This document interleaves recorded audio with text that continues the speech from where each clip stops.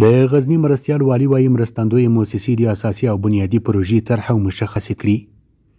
نن ورځ سه شنبه وروسته له غرمې چې د 1443 هجري قمري کال د 15 نیټې سره برابر ده، د خوړو نړیوال سازمان یا WFP د مرکزي زون عمومي مسؤل صدیق امین او ورسره مل پلاوي د غزني ولایت مرستیال والي مولوي سید محمد حنیف عباده سره ناسته ترسره کړه.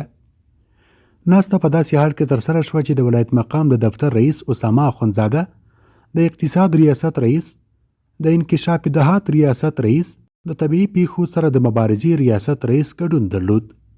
لومړی د WFP د مرکزي زون عمومي مسؤل صدیق امین د غزني مرستیال والي څخه مننه وکړه چې له دوی سره ښه همغږي او کاري اړیکې لري او زیاته کړه چې په ټولو برخو کې د ولایت مقام او رهبرۍ له همغږۍ او همکارۍ څخه ډیر خوشحاله یو.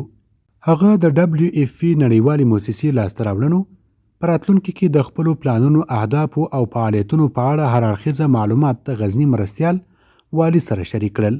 نوموړي د غزني مرستیال والي ته ډاډ ورکړ چې د پخوا په شان به په دې ولایت کې خپل فعالیتونه روان ساتي او هڅه کوي چې خپل خدمات 18 ولسوالیو ته هم وغځوي ترڅو د ټولو ولسونو ستونزو ته رسیدګي وشي.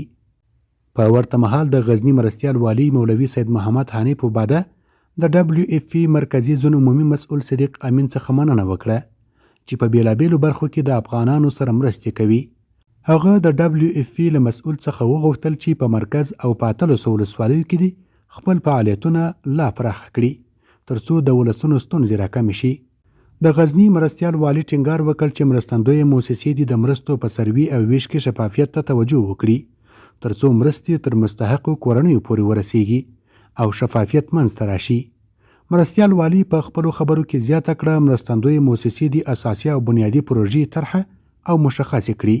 ښاغلي عباده د WFP مرکزي زون عمومي مسؤل ته د غزني د ولایتي ادارې په استازولۍ په ټولو برخو کې د بشپړ همکارۍ ډاډ ورکړ.